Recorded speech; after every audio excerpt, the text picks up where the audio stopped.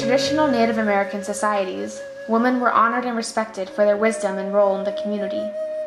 However, the often brutal colonization and assimilation tactics of the Spanish and American settlers have steadily eroded traditional views.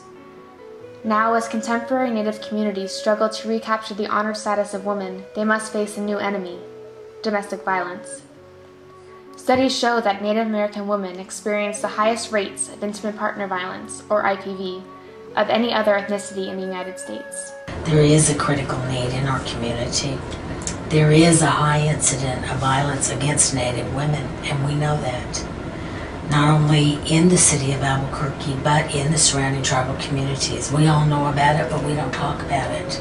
With the arrival of Spanish and American colonizers, traditional mechanisms to prevent domestic violence and punish perpetrators were undermined as foreign ideologies were violently forced upon the Navajo, Pueblo, and Apache people of New Mexico. Traditional roles, you're talking about historical parts of a whole. That Navajo men were one part of a whole, and Navajo women were the other. Europeans and then Americans began to influence Navajo society. You began to see those things change a little bit. They were still doing things that were allowing their families to be sustainable, their communities to be sustainable. But you began to see wage labor having an impact on Navajo rules, and that took them away from their extended families for long periods of time.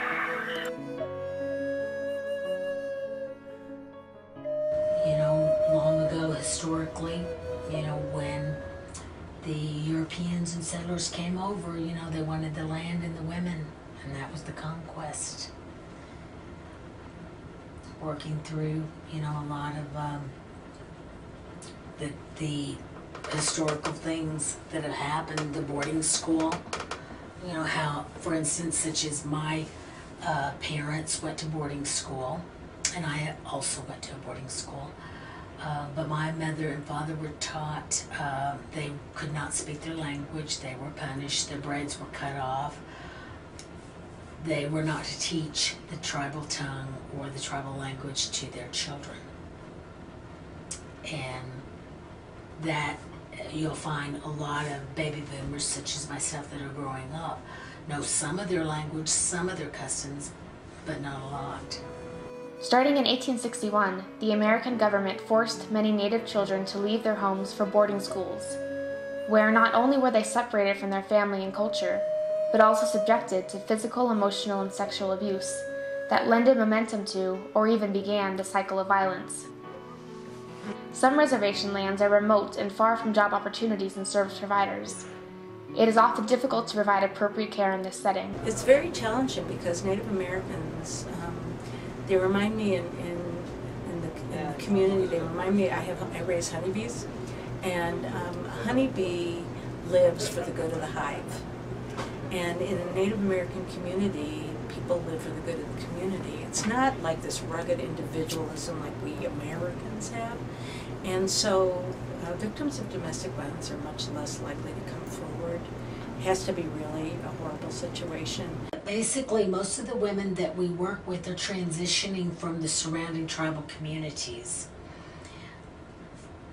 In the city of Albuquerque, there are over 422 different tribes. Statistically, 70% of Native American people do not live on the reservations due to lack of job opportunities, education, so they gravitate to the city. The women that we work with gravitate to the city to be safe, and they are transitioning. Some of them have just the clothes on their back and nothing else, and they may have their children. For Native Americans who do not live on a reservation, city and state police are the first to respond to a domestic violence call. Each city and county has different approaches to domestic violence. The Santa Fe Police Department, when they come to when they go to a domestic violence incident, they have to identify who the victim is and who the perpetrator is. when they identify the perpetrator, oftentimes they'll arrest them. That's a very, very powerful service, because what it does is it teaches people in the community that it's not okay and it's got to end. It teaches perpetrators, and not, like I mentioned earlier, not everybody does that. And a lot of places, perpetrators, you know, they run away, they hide in the bushes or something like that. They don't get arrested, and then they learn that they can get away with it and that it's okay.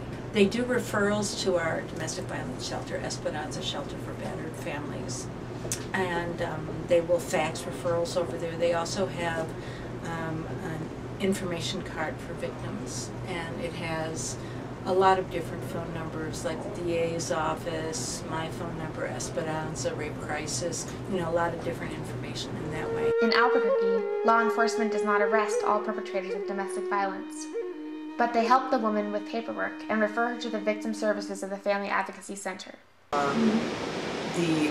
If they need to get a restraining order against someone, we walk them through that. Officers are all trained in how to, one, spot domestic violence. You know, we deal with the crime aspect of it, the actual legalities of it.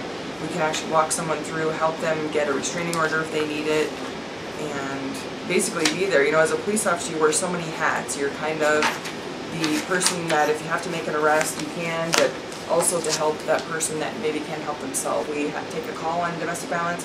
We have the ability to help that woman pack her bags, take her to a shelter for that night, and get her whatever help we can get her.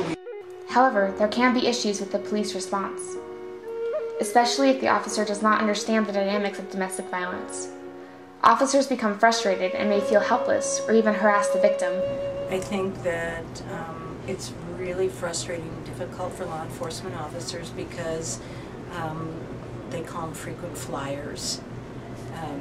Or frequent repeat customers, sometimes they call them that a lot of times a victim or a couple will have a lot of domestic violence incidents before someone is actually ready to leave or to end the relationship.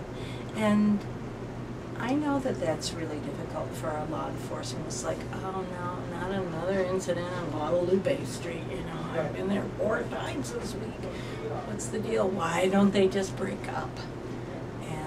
It's very, very frustrating, but it's so, and they don't really, a lot of them don't really get how complicated and difficult it can be for a victim to leave an abuser, and especially when there's children. I would say that's one of the big weaknesses, is that it's kind of twofold. A restraining order is a good tool because, yes, you know, a judge can say, okay, this person can no longer come on your property, cannot come to your work, cannot bother you, but it's very easy for anyone to violate that, and a piece of paper isn't going to save your life.